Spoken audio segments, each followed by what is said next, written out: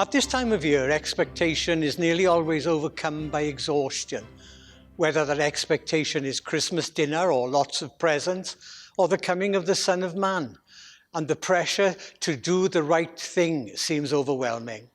The Gospel today reminds us of another person whose anticipation may have been exhausting. Joseph had been informed by God's messenger that his young fiancée was going to have a baby of whom he wasn't the father. Perhaps we are more used to such a situation today and commend Joseph for sticking with Mary.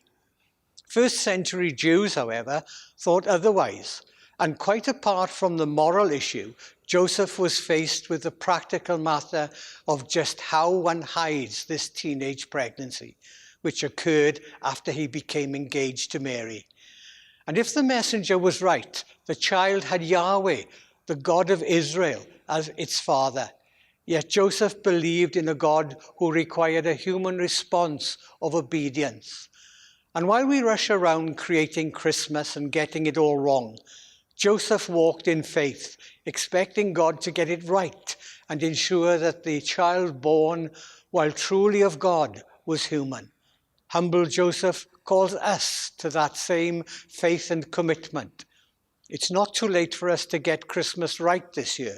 Perhaps in the next few days, we can stop thinking about all that depends on presents and cooking, when it really depends on God's giving. Let us pray. Lord, we ask you to bring your strength and peace to your people.